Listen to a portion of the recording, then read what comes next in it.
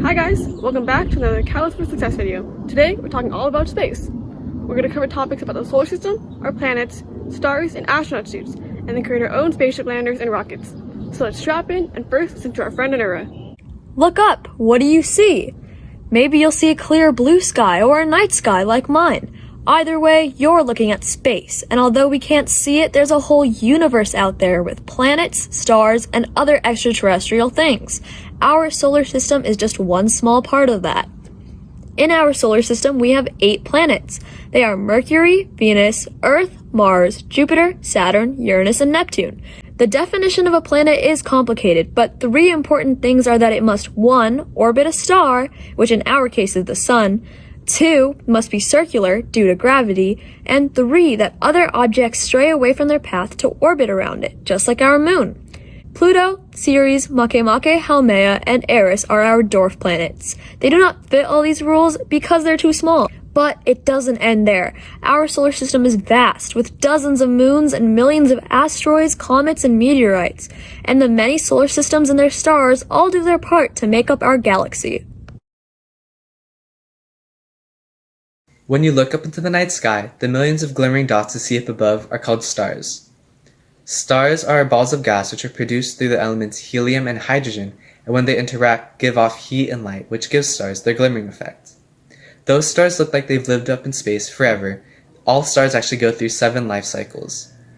They first start out as a giant gas cloud, then they follow up with a protostar, T-Tauri phase, and then live at the main sequence, which is where they stay at the longest. Following the main sequence, they go through the red giant phase, heavy metal fusion phase, which is where metals start to form at their core, and then finally they end off at the supernova and planetary nebula phase. Many astronomers throughout history were able to be creative enough and form shapes out of these stars called constellations. Constellations are mainly based off Greek mythology, and many are Babylonian symbols called zodiac signs.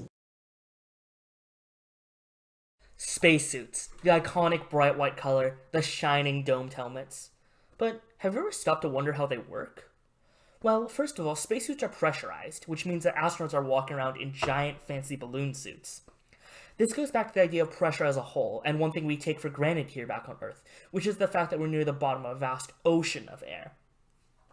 Just like how at the bottom of the ocean the pressure is very intense due to the weight of all the water above crushing down, it's the same thing with air here on Earth. It's just that that sense of pressure is so slight that we barely notice it at all in our day-to-day lives. Once you start climbing up, like for instance climbing a mountain, this pressure gets lighter and lighter, and of course in space there's no air and no pressure at all. That's why spacesuits need to simulate the sense of pressure to help prevent the astronauts from getting violently sick. Speaking of the air thinning out, the higher you climb on a mountain, the less oxygen there is, and of course, in space, there's nothing to breathe at all. That's why spacesuits are equipped with oxygen tanks. Now, some of you might notice how I said oxygen tanks, and others might know that air here on Earth is mostly composed of nitrogen. So why don't oxygen tanks simulate the air back here on Earth? Well, space on a spacesuit is limited, and if they were to simulate the air here back on Earth, there wouldn't be enough oxygen for the astronauts to breathe. However, on the International Space Station and the space shuttles that bring them up there, space is less of a concern, and they can actually simulate the air back here on Earth. Finally, have you ever wondered why spacesuits are bright white? Well, white reflects the most radiation and serves a convenient background to find astronauts in case anything goes wrong. In fact, they reflect radiation so well that their hands of astronauts can actually go cold and they need special warmers there. Now, that might not seem too surprising to you, considering isn't space supposed to be really, really cold? But the area around Earth isn't actually as cold as you think. The sun is beaming down its powerful radiation and can actually go hotter than 250 degrees Fahrenheit up there. All these incredible features and more show the amazing technologies that help humans survive this extreme environment. So for this activity, we have a mission. An alien spaceship has been spotted orbiting Earth. They are a peaceful species and wish to share their advanced technology with the human race, but they need our help. They do not have a way to land on Earth. Your mission, design and build a shock-absorbing lander to protect 2 aliens during impact on Earth. Only the supplies available on the spaceship can be used. We will be using 2 jumbo marshmallows to simulate the aliens. The supplies we can use are straws, cardboard, balloons, tape, glue, and index cards. So let's see what our members can come up with. and feel free to try out this challenge for yourself. Keep the marshmallows in the cup and test different heights that your lander can survive.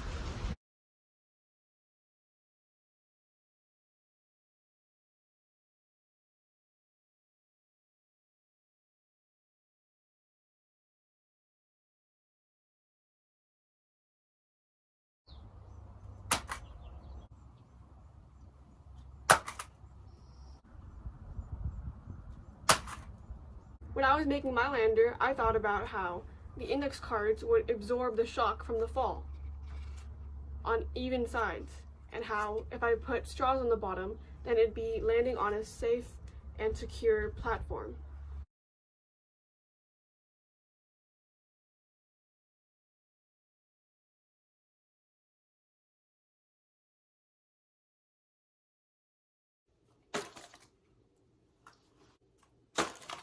Oh no. Stayed in.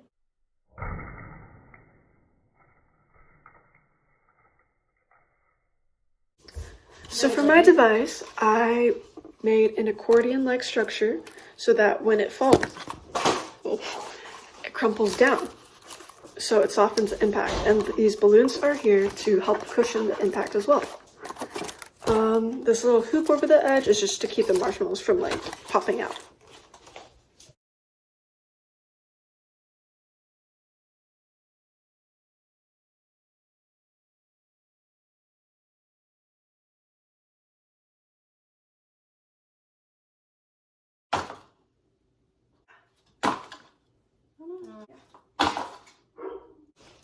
For my device, I basically copied Audrey's, but instead of there being the cup on top, because I heard the objective was not make the marshmallow fall out, I just put a cap over it, and there's a balloon for decoration. Baking soda rocket demonstration. Please do not try this experiment at home. You're going to need 3 straws, vinegar, tape, 1 tablespoon of baking soda wrapped in a paper towel, and a cork. First, we grab the 3 straws and tape it vertically in a triangular shape around the bottle, in a position where the cap part of the bottle can be held up by the straws. Once that's done, we pour roughly 2 centimeters full of vinegar into the bottle. After that, grab the 1 tablespoon of baking soda in the paper towel and quickly shove it into the bottle, closing the bottle with the cork and placing it upside down with the cork side facing the ground. Once this step is done, be sure to step back and watch the experiment unfold. When the baking soda and vinegar combine, a reaction occurs. The reaction releases carbon dioxide gas, which builds up pressure in the bottle. Eventually, the pressure becomes so great that pop, the cork flies off, and the bottle flies upward. Rockets work in a similar way. Rockets have liquid fuel or propellant and oxygen that are pumped from huge tanks into a combustion chamber. In the combustion chamber, the propellant and the oxygen react to build pressure, and eventually, like in the bottle, it will push the rocket up and out of Earth's atmosphere into space. Even though space seems so far away, it impacts us in many different ways. With the sun giving us warmth, light, and energy, and the moon pulling the tides, it's all interconnected in one way or another. Thanks for watching, guys. We'll see you next time. Say bye. Bye. Bill Nye the Science Guy. Bill Nye the Science Guy.